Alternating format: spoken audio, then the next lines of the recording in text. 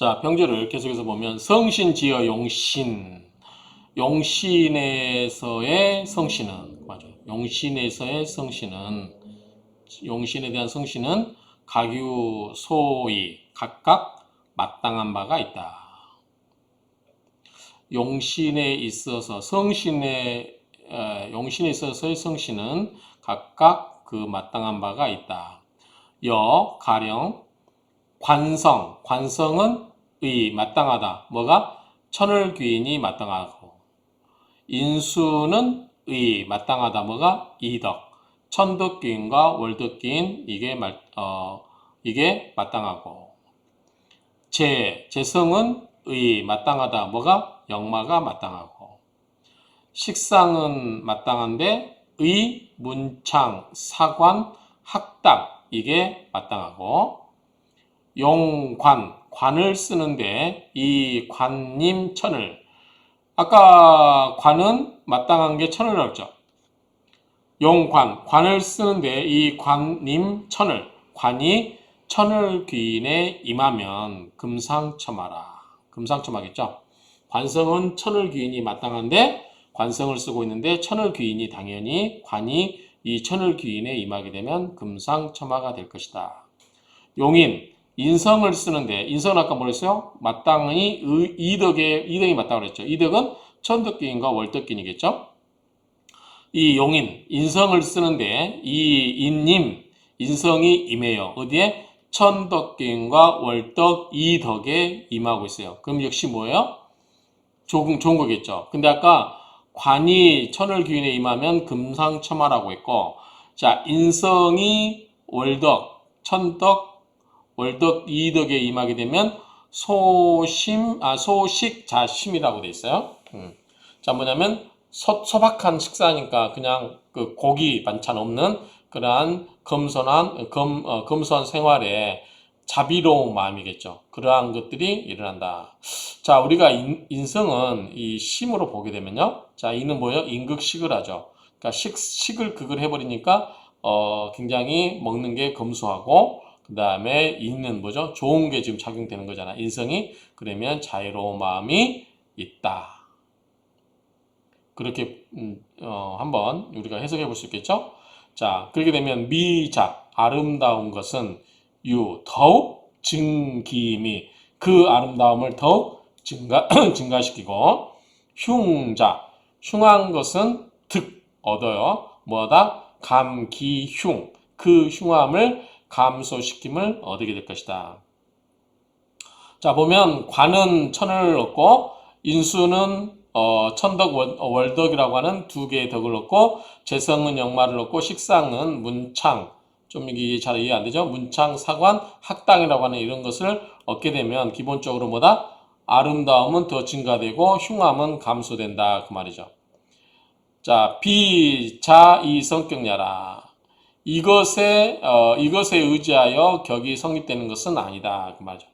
격이 성립된 것은 아니다. 이것에 의지한다는 것은 어떤 신살에 의지하여 격이 성립된 것은 아니다. 우리가 지금 격이 성립되고 안 되는 건 뭐예요? 신살을 갖고 이야기하는 것은 아니겠죠? 그런 걸로 인해서 격이 성립되고 그런 것은 아닐 것이다. 그런 정도로 의미를 이해하면 될 것 같고요. 자, 만약에 사가 뭐죠? 버릴 사자죠.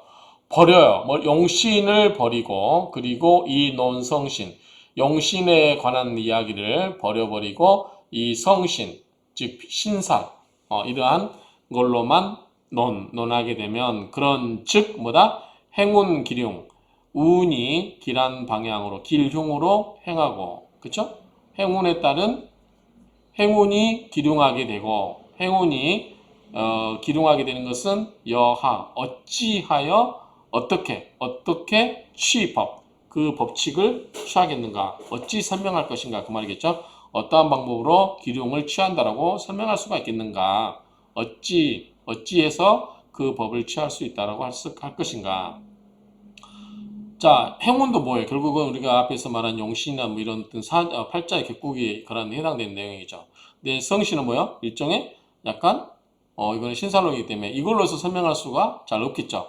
그러니까 행운에 따른 그 기륭은 어떻게 여하이 그러한 법칙을 취할 수 있겠는가?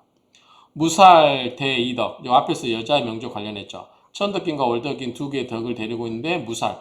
살이 없어야 된다. 그 말이죠. 이 말은 살은 뭘 지칭하냐? 지칭한다. 뭐다? 기신을 지칭하는 거다. 나쁘게, 흉하게 작용하는 그러한 기신을 말한 것이다. 즉, 무살이라고 하는 것은 기신이 없어야 되고, 또한 비정, 정하여 지칭한 것은 아니다. 칠살을 지칭한 것은 아니다. 여기서 살은 우리가 평관 있죠. 평관은 다른 말로 뭐라고 그래? 칠살이라고 하죠. 또 이거를 그냥 살이라고도 이야기할 수 있죠. 그럴 때 여기서 무살 대이덕이라고 할 때 이 살은 이것을 지칭한 것은 아니다는 얘기죠. 칠살을 지칭한 것은 아니고 단지 뭐다? 기신을 지칭한 것이다. 그 말이죠. 열자. 독자들은 선, 착하게, 무슨 말? 잘, 그 말이죠. 모으려죠. 그 뜻을 잘 모아야 된다. 무엇을? 그 해석을 잘 해야 된다. 그 말이죠. 그래서 불이, 고인, 소. 옛날 사람들이 책을 지면서 옛날 사람들이 근시무자죠. 근심한 바가 되지 않도록 해야 된다. 그 말이죠. 옛날 사람들이 근심한 바가 되지 않도록 해야 된다. 이 독자들이 그 내용을 잘 파악을 해서 원래 옛날 사람들이 나타내고자 했던 그 뜻을 벗어나서 엉뚱하게 해석하지 않아야 될 것이다. 이런 정도로 해석하면 될 것 같아요. 자, 총지, 결론적으로 해석 맞게 하고 있나요? 독자들은 최선을 다하여 그 의미를 터득한다면 고인의 염려하는 바가 되지 않을 것이다. 그러니까 고인이 그다음에 독자가 그 뜻을 잘 이해해야 어떻게든 고인한테 우롱당하는 바가 되지 않을 것이다. 이건 좀 약간 원초적인 해석이죠. 읽는 자는 그 뜻을 잘 새겨야 옛사람이 말하고자 하는 바를 잘 이해할 수 있을 것이다. 뭐 이 정도로 해석을 하시면 될 것 같아요. 이 정도로 의미를 파악하면 될 것 같아요. 그러니까 어쨌든 잘못 해석가지고 이 책을 쓴 사람, 옛날 쓴 사람들이 걱정하는 바가 돼. 이것이 내가 쓰고 있는 책을 옛날 사람 입장에서 내가 쓰고 있는 이 책의 내용을 후세 사람들이 잘못 이해하지 않을까. 그렇게 잘못 이해하고 있다라면 그 독자의 뜻에 어긋난 거죠. 그러니까 그렇게 되지 않도록 잘 그 뜻을 해석해야 된다 그 말이죠. 총지, 결론적으로 말하면 자평에는 있다. 뭐가? 자평지 간법이 있다. 자평하게는 자평의 간법이 있게 마련이고, 그렇죠? 그렇기 때문에 하지 말아라. 부정명령이겠죠? 혼잡, 섞지 말아라. 뭐다? 성신과 섞지 말아라. 그 말이죠. 눈으로 여기 어지러울 연자죠? 현혹되다. 눈에 현혹되어서, 눈이 현혹되어서 무소주, 주장하는 바가 없어서는 안 된다. 그 말이죠. 이거 섞어가지고, 이런 것을 성신과 섞어서 쓰지 말고, 그리고 눈이 현혹돼가지고, 그 중심을 못 잡는 바가 있어서는 안 될 것이다. 여기 보면은 뭐 주장하는 바, 막 그렇게 하는데, 여기서 주가 되는 게 뭐예요? 팔자에 뭐예요? 용신, 격국. 저는 이렇게 해서 그래요. 격국. 이런 전통적인 팔자의 간법, 자평의 간법에서 자평에서 쓰고 싶어하는 그런 내용들을 중심으로 이것을 기준을 잡고 팔자를 봐야지 여기 성신 이론을 갖다 대입받았는지 그런 식으로 하지 말라 그 말이죠. 여기 보면 혼잡 성신, 성신과 혼합되어서 섞지 말고, 그렇죠? 그러니까 팔자의 원래의 이론대로만 그렇게 쓰고 성신은 보조적으로 참고할 때는 볼 수 있겠지만 그거를 팔자 이론에 접목시키지 말라 이런 의미로 파악하게 되면 눈이 어지러워서 눈이 미혹돼 가지고 그 주된 바가 없어서는 안 될 것이다. 주된 바는 뭐다? 팔자의 격국 이런 것을 중심으로 삼아야 될 것이다 라고 저는 이렇게 해석을 해요. 이 해석을 보면은 뭐라고 되냐면 자평에는 자평 간법이 있으니 성신과 혼잡됨이 없어야 할 것이며 눈이 현혹되어 자신이 주장하는 바가 없어도 안 될 것이다. 이렇게 되는데 주된 바라고 하는 것은 우리가 성신은 부차적으로 보고 주된 바는 우리가 명리학에 있어서의 주로 삼는 바 해석의 주된 관법을 이야기한다라고 보는 게 맞지 않을까 싶어요. 각주를 하나 더 볼까요? 여기 뭐 눈앞이 어지럽고 주장할 바가 없게 해서는 안 된다. 이것도 좀 그렇고요. 성신에 현혹되어 자평술 고유의 법칙을 잇는다면 주대 없이 우왕좌왕하게 하면서 헤매게 될 것이다. 요게 제가 해석하는 의미에 좀 더 부합하는 것 같아요. 그렇죠? 어쨌든 그 성신이라고 하는 그런 여러 가지 그런 것에 현혹돼 가지고 자평에서 이야기하고는 고유의 그 법칙, 자평에서 주장하는 바. 예, 근데 팔자에 뭐 볼 때 격공이라든가 용신 이런 여러 가지 그런 고유의 그 팔자 이론에서 벗어나면 안 된다라는 측면에서 보면 박영창 교수님의 해석이 좀 더 매끄럽지 않을까라고 생각이 됩니다.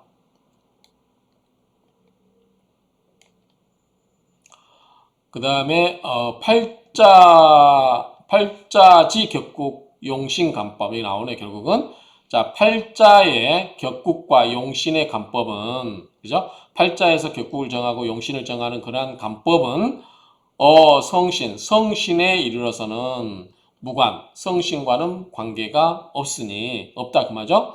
다만 팔자 동일 격국, 팔자가 동일한 격국이지만 이 고저 부동 그 높고 낮음이 같지가 않으니 그 지금 뭐예요? 높고 낮음의 차이가 있을 수 있으니 그 말이죠. 그런즉 성신지 금상첨화, 성신이 있어서 금상첨화가 되면은 비진 담이 없게 된다. 무게, 황당무게라고 할 때 많이 쓰죠. 황당무게, 황당무게다. 근거가 없은 것이 담이 아니다. 그러니까 금상첨화가 되는 것은 완전히 황당무계한 것은 아니니 그 말이죠. 그런 것은 예를 들어서 우측에서 즉 아래에서 그 말이죠. 옛날에 우측은 글자가 이렇게 세로 쓰이면 뭐예요? 이건 좌측인데요. 그렇죠. 어쨌든 다음에서 그렇게 하면 되겠죠. 아래와 같이 그렇게 예를 들어서 쓰겠다. 이런 경우도 이 책이 이렇게 나오겠죠. 이렇게 해서 우측에 있는 거겠죠. 그러니까 아래에서 이 다음에서 보는 바와 같이 예를 들어서 설명하겠다. 이 정도 보면 될 것 같아요. 그래서 어쨌든 황당무계한 바는 전혀 아니니 이런 정도 비진무계 무계함이 다하는 것은 아니므로 그러니까 꼭 완벽하게 황당하다고만 할 수는 없으니 이 정도 의미를 파악한다면 그 정도 충분히 의미가 될 수 있을 것 같아요. 자, 밑에서 명조를 볼 건데요. 그 전에 끊어서 보면은 자, 우리 천을긴 한번 우리가 이번 기회에 좀 알고 가는 게 좋을 것 같아요. 밑에 명조에서 자꾸 나오니까요.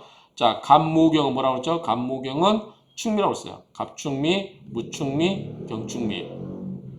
을목은 뭐라고 했죠? 을목은 을자신이라고 했죠. 또는 뭐가 있어요? 기토도 을자신이에요. 을자신. 그 다음에 병정은 해유. 해유가 천을기인이고 신금은 오인이 천을기인이고 임계는 삼묘가 천을기인이다. 그래서 화는 해유, 금과 수고 수는 목과 화가 천을기인이다. 그쵸? 물이 많은 데는 목과 화가 있어야 되고 화가 많은 데는 금과 수가 있어야 되겠죠. 이렇게 외우시면 되겠죠. 갑은 뭐죠? 축축한 땅에서 축미충 그 다음에 무토도 축미충 땅이 뒤집혀야 되니까 경금도 땅이 뒤집혀야 켤 거 아니에요. 갑무경은 축미충으로 땅이 뒤집혀야 나무도 잘 뿌리를 내리고 흙도 뒤집어서 공기가 들어가고 그 묻혔던 원석도 축미충으로 인해서 켤 수가 있는 거죠.